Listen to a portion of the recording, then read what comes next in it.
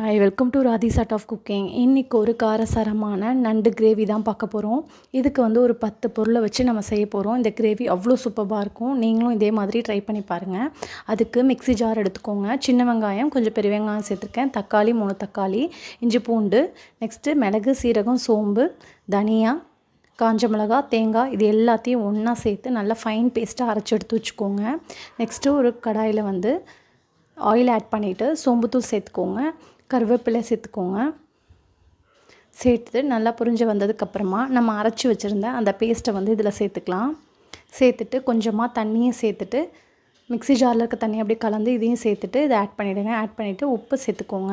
உப்பு சேர்த்துட்டு நல்லா கலந்து விடுங்க. கலந்து விட்டுட்டு ஒரு 10 to 15 மினிட்ஸ் இல்லை 20 மினிட்ஸ் கூட நீங்கள் சிம்மில் வச்சு நல்லா எண்ணெய் பிரிஞ்சு வர அளவுக்கு நல்லா கொதிக்க விடுங்க. அந்த மசாலாவோட ஸ்மெல் போனதுக்கப்புறமா நண்டு எடுத்துக்கோங்க. நண்டை வாஷ் பண்ணி எடுத்து வச்சுருக்கேன். நான் சின்ன சின்ன நண்டு தான் சேர்த்துருக்கேன். இதை சேர்த்துட்டு நல்லா கலந்து விடுங்க.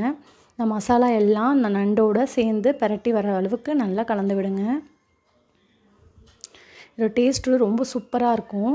இதை ஒரு பிளேட் போட்டு மூடிட்டு ஒரு 10 to 15 மினிட்ஸ் நல்லா கொதி மசாலாலாம் நல்லா சேர்ந்து நண்டோட சேர்கிற அளவுக்கு நல்லா கொதிக்க விடுங்க. மீடியம் ஃப்ளேமில் வச்சு கொதிக்க விட்டு அவ்வளோதான். ஒரு சூப்பரான ஒரு டேஸ்ட்டான நண்டு கிரேவி ரெடி ஆகிடுச்சு. இது சாதத்துக்கு நம்ம ஒரு கிரேவி மாதிரி வச்சு சாப்பிட்லாம். இதுக்கு நம்ம சைட் டிஷ் இல்லாமையே சாப்பிடும்போது டேஸ்ட்டு ரொம்ப சூப்பராக இருக்கும். பாருங்கள், இந்த மாதிரி ஒரு தடவை நீங்களும் ட்ரை பண்ணி பாருங்கள். இந்த ரைஸ்க்கு சாப்பிடும்போது டேஸ்ட்டு அவ்வளோ நல்லாயிருக்கும். இந்த கிரேவி வச்சே நம்ம சாப்பாடில் வச்சு சாப்பிட்லாம். இதுக்கு சைட் டிஷ்ஷே நமக்கு தேவையில்லை. இந்த மாதிரி ஒரு டேஸ்ட்டான ஒரு நண்டு கிரேவி ஒரு தடவை நீங்களும் ட்ரை பண்ணி பாருங்கள்.